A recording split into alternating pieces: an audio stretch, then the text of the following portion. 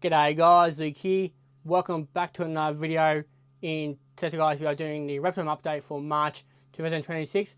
Let's jump straight into it and see how everyone's doing. We'll start with this shelving unit over here that houses my two brown tree snakes, Willow and Diablo. They each housed in a 70cm enclosure. In each of the enclosure, we've got a heat pad to one end, multiple hides in the enclosure, aspen bedding as a substrate, water bowl, branches, fake plants, as well as a backing that incorporates a cave system, as these guys really love that idea. So this is Willow's enclosure right here. And speaking of the devil herself, she sits up here. Now she's a very feisty young female, so ideally I don't want to disturb her too much, as if she comes out of that crevice, she'll bite me straight on the nose. This is the other enclosure next door. Bit of a different layout, as I like to give each enclosure their own little identity. Diablo's currently shed, so he's not as handsome as he normally is, but he's still a sweet boy. Both round tree snakes are still eating exceptionally well. It's a shame that Diablo's in shed. Next shelf down, we've got a pair of 60cm enclosures to go through. This houses a couple of my anchorrages. The one on the left hand side houses my male blind spotted python Caesar, who unfortunately is a no-show, as he's got his head tucked away in his coils. But his neighbour is out and about today. This is Valentino, a very cheeky children python. He is a son to Emma and Azula. Unfortunately, Azula passed away last year, so we still got a son to carry her legacy on. But we've still got the dad, so you see him later in the video. In their enclosures respectively, we've got the aspen bedding as a substrate, we've got the water bowl, multiple hides for them to go and retreat into, a heat pad to either side of the enclosure for warmth, fake plants, branches, the backing that both share, and a light strip they also both share as well. On the bottom shelf here, we've got Rosie, who's my Reptile monitor. Now, I do believe Rosie is a runt, as he hasn't grown much for last year, but that's okay. He's still healthy and still runs around like an idiot at times. He's housed in a 120cm enclosure. In his enclosure with the sand as a substrate, fake rock stack, fake plant. He's got his branches, heat in his UVB, water bowl, and a hide over here that I do wet down from time to time just to give him some humidity, as well as something for him to dig around too. Give him a bit of enrichment, as if he's bored, this is what he does. He's lazy. Speaking of lazy lizards, here's the other lazy lizard in this room. This is Ray, who is our Rosenberg monitor. He's currently housed in a 180cm enclosure by 60 by 60. His outdoor enclosure is under construction at the moment, just need to find the correct wire mesh to wrap the enclosure in, as I don't want him getting out and causing issues in the neighbourhood. Plus, we don't want to lose him in general. So his outdoor enclosure will be, I think, 180 centimeters long by 120 deep by 90 tall. So basically double the size of what he's in now. But that's still working on. It's a work in progress. In his current house at the moment, we've got his heat and his UVB up here. He's got his hide, his rockstead, that's to aid in with his heat, because he likes it quite warm, don't you, buddy?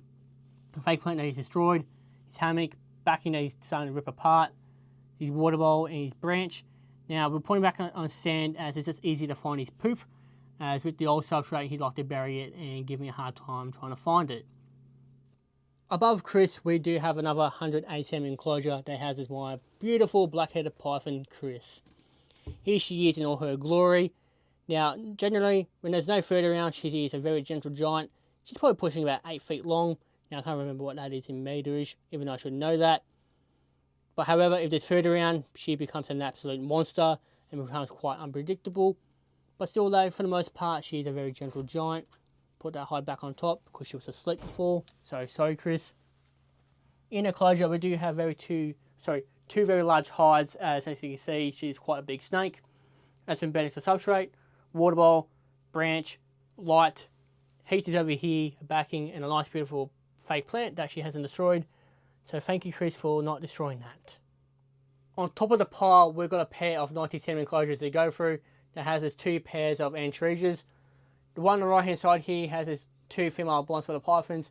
Their names are Super and Graham, who we'll see in a moment. Back over to the left hand side, that has my breeding pair of children pythons. Their names are Aaron and Emma. Aaron, our beautiful girl, is currently hiding in here. She's also in shed. Often find where you got one snake going in the shed, multiple will follow suit, as they believe it's quite safe to go into that, as the shedding period is quite a vulnerable time for them. So just tuck Aaron's head back in there. put the hide back down and leave her alone. Then her boyfriend Emma is in the darkness. He's often one with the darkness. There he is. He's a very cheeky boy. His son takes after him in that department, so we'll leave him be. Now, I did get a clutch of eggs from these two earlier this year, however, that didn't work. So unfortunately, no babies this year from them. So hopefully next season, we'll be able to get some baby Aaron and Emma's. In the enclosure, that's been bedding. As you can tell, it's my favourite substrate, isn't it? A couple of hides in here from the going into. There's such a hide where Emma is in amongst the rock stack, but Emma just likes to sit on top of it. Pretty useless at that point. We've got fake plants, branches, backing, and a light strip, as well as the heat.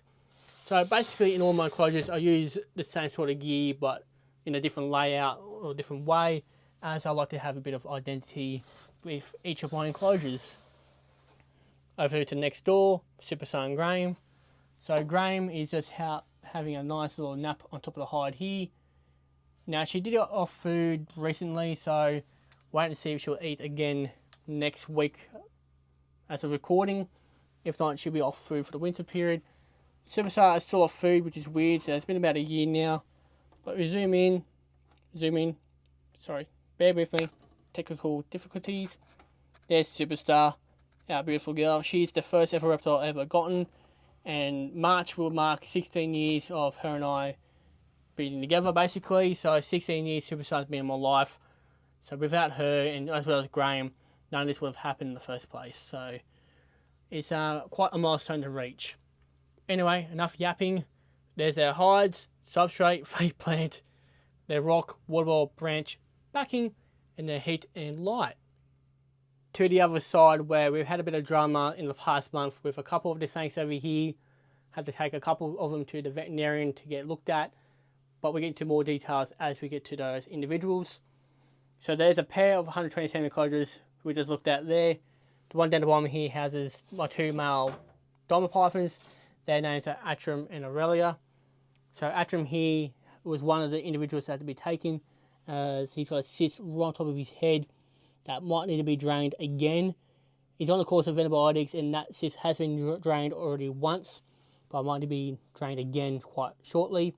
I'll have to ring him up later and go from there. Well, once we finish the antibiotics, then we'll give him a call and go from there. As I did say, you do that first.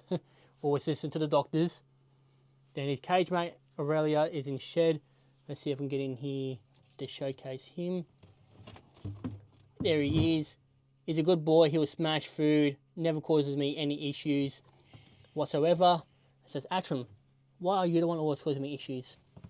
But I still love you, mate. Don't feel too hard. Now, in their enclosure, we've got the coconut fibre as a substrate. So a different substrate. Water bowl. 3 hides in here from the going to.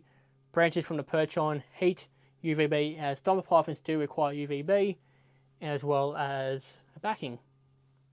On the top shelf, we've got my breeding pair of central carver pythons, Chappie and Orchid. We'll get to the 2 lover birds in a second.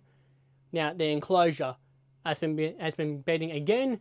Got a nest box that they have claimed as a little thing to sit on now, so I thought I'll leave that in there.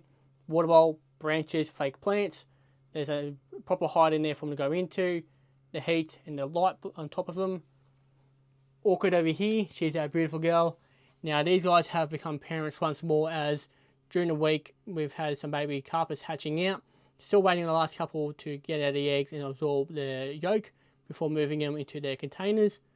Orchid is smashing food and gaining the weight, so hopefully by breeding season she'll be ready to breed once more. Nothing wrong with her. It's just her boyfriend Chappie's been the problem. So same time as poor Atrum, Chappie here had respiratory infection. Luckily that's been dealt with. He's been given a course of antibiotics and he's been getting better. Ironically too, with the antibiotics, it's giving him his appetite back, as he's just started to eat again quite recently. So hopefully after the antibiotics are done, Chappie will be 100% and he'll be eating just normal once more. But that is the snake room done. Let's move over to the lizard room. Making our way into the lizard room, starting off with Sui, who's a sand simmer. Now Sui here being a nocturnal skink, she doesn't come out during the day, so at night time I have to get a little clip of her hunting her food. She's doing exceptionally well. Might need to lose a little bit of weight as she's quite a thick little skink. She's housed in a 50-centimeter enclosure. In her enclosure, we've got a good amount of sand for her to burrow into, 3 proper hides for her to retreat into, a water bowl, fake plant, backing, and a heap pad that she'll share with her neighbour, who is Elizabeth. So Elizabeth here is a little she-oak skink. Let's lift up her bit of bark so you guys can see her. There she is. Now with Elizabeth here, her and all the she-oak skinks we have in the family are set up quite identically. So with her and about 7 others, or 6 others I think it is, can't count, they are housed in a 30-centimeter enclosure. In each of the enclosures we've got their coconut fibre as a substrate, water bowl, a log or a bit of bark in there from the hide into, sphagnum moss. We do have a hide that they'll have a heat towards the back, and of course UVB, which is just there. She sheds this UVB light bar with a couple cuties. So in another 50-centimeter enclosure, we have some baby war dragons. So excuse the mess, I'll clean this cage 3 times a day and they just make a mess of it in no time, so I do apologise. So before, there you go. The one that just went in the hide, unfortunately, we just missed it. That was, I believe, Tinsel or Belle? I believe it was Belle. She lost the hide. No, that was Belle. Belle went in the hide. So Tinsel, damn it. So Tinsel went in the hide, and this little one out here is Belle. So these two are 2 little baby Gibson war dragons that hatched out around Christmas time. Tinsel was born on Christmas Day, and Belle was born on Boxing Day, so of course had to give them Christmas-themed names. Both doing exceptionally well. It's a shame I'm selling all the siblings, but at least they're keeping a couple of them back. You'll see the parents later in the video. Got the water bowl, sands of substrate, a log, and a hide. And then of course they shed a UVB with their siblings as well. So these little guys I am selling. So if you are in Sydney, I am selling these guys. Trying to get them going. Sold 3 already, so there's only 3 left. So yeah, they're all doing well, smashing food, and added a bit of cheekiness to them. Like I said, do apologise about the mess. Next shelf down, just below all the cuteness, we have a little adorable blotch blue tongue named Blaine. Now Blaine here is quite a shy little individual, so it's good to see her out today, feeling quite confident. Now I do believe she's another runt, as she's quite a small blue tongue for her age, but that's okay. She's perfectly healthy and eats like a champion. She doesn't grow. She's housed in a 90-centimeter enclosure. As being a smaller skink, she doesn't need a bigger cage. In her enclosure, with the favourite substrate once more, aspen bedding. Since she's a very shy blue tongue, we have given her 2 hides. Got a food bowl, a water bowl. She has a heat pad underneath the enclosure where her hide is. Got a backing, then a UVB on top of her enclosure. We're going to do 2 birds with 1 stone here, as these 2 enclosures we're covering off next houses 2 eastern blue tongue skinks. This one up here is named Bo. He's the older blue tongue, a very gentle, very sleepy one. Then the more chaotic energy one down here, as she's younger, is Billy. Both blue tongues are doing exceptionally well. Bo up here is going to shed his skin quite soon, I can tell by his belly. While Billy down below already shed her skin, as you can see, she's got a little bit left to do on her back. Then she'll have a new coat to show off. But apart from that, these 2 are housed in a 120cm enclosure each. In each enclosure, we've got aspen bedding as a substrate, a hide each, a couple of rocks in there to help with the nails to keep them down a bit. Got a backing, food bowl and water bowl, UVB. The only difference between their enclosures is that with Bo, he has a heat element, while Billy down here, she has a heat pad. So apart from that, as you can see, pretty much identical layouts. So yeah, those are the blue tongues. Next door to Crazy Billy, we have a 60cm enclosure that houses a cute little diamond python named Aurora. Hopefully she's a female, as I'll love to breed diamond pythons one day. So in her enclosure, we've got her bedding, branches for her to climb on, a hide, heat pad, water bowl, backing, her light bar. She's just currently in the hide here. There she is. She's growing at a rapid rate of knots, so no signs of slowing down. So, and she eats like a champion. Every time I've got food, bang, down it goes, and within 2 minutes. She doesn't savour it, she just swallows it whole. No issue at all. Hey, you're not wasting any time when I feed you. You're such a good girl, aren't you? And no biting. You'll be excited. We have another pair of 60cm enclosures to go through. That has us a couple more different species of skink. We'll go over here first while this little bugger is out basking. This guy here, his name is Thumper, a very cheeky and very mischievous little gigi skink. Gives me a lot of grief, but he loves my mum, so it's funny like that. So in his enclosure, we've got sand as a substrate, finally a different substrate. Fake rock stack that he loves to kind of wedge himself into. Being a spy-tailed skink, that's what they love to do, is wedge into rock crevices for protection. Got a proper hide in amongst the stack. He's got his food bowl, water bowl, a little mushroom there to add a bit of colour in his enclosure. His backing, his heat and UVB.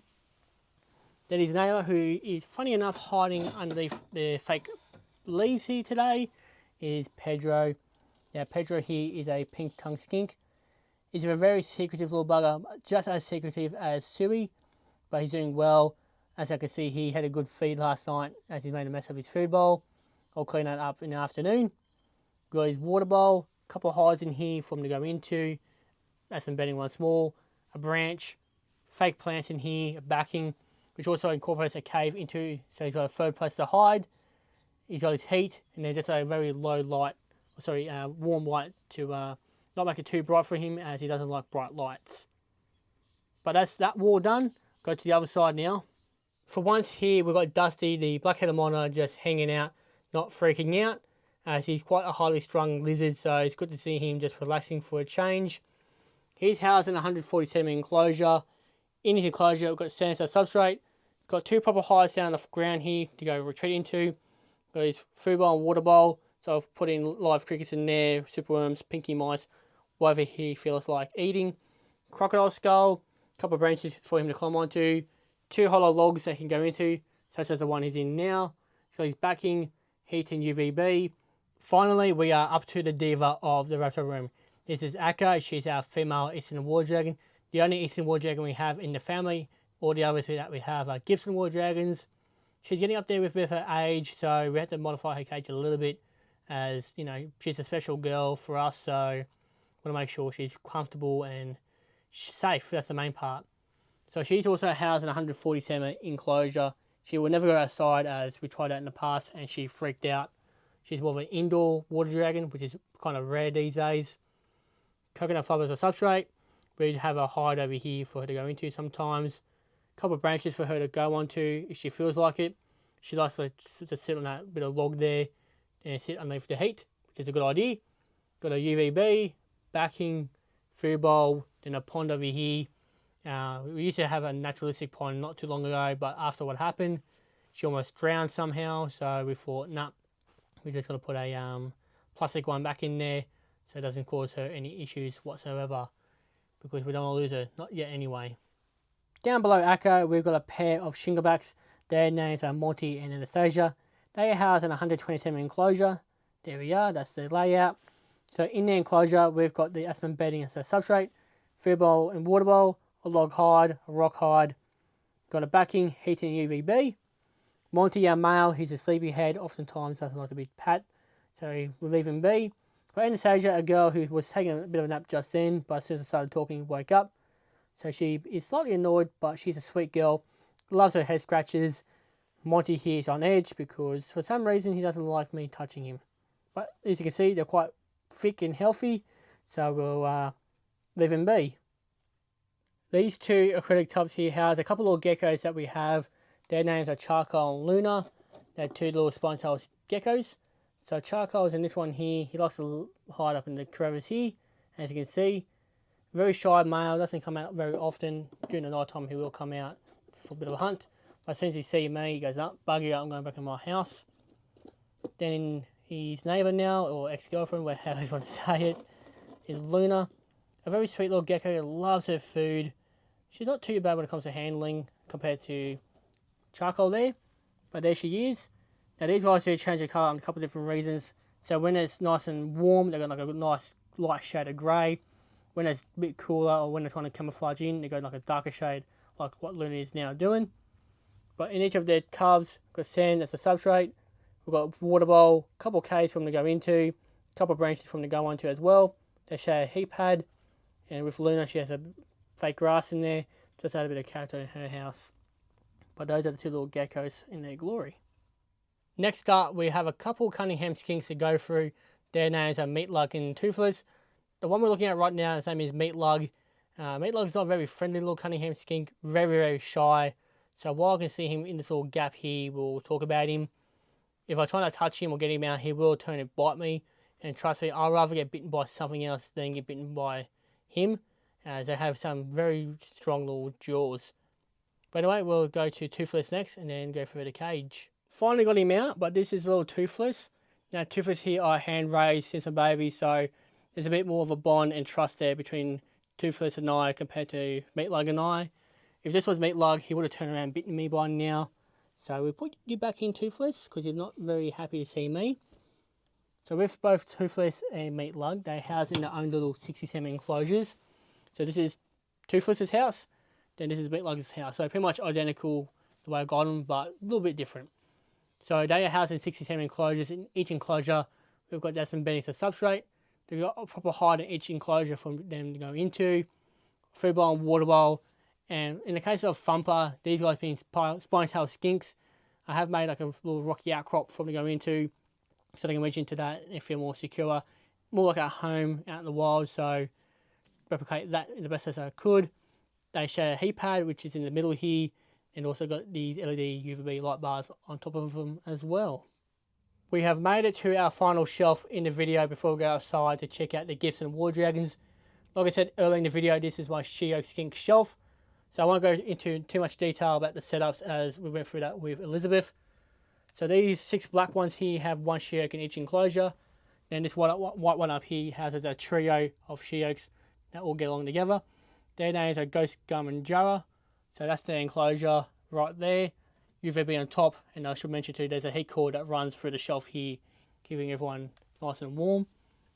So this little friendly one up here, this is Jarrah, a very sweet little She-Oak.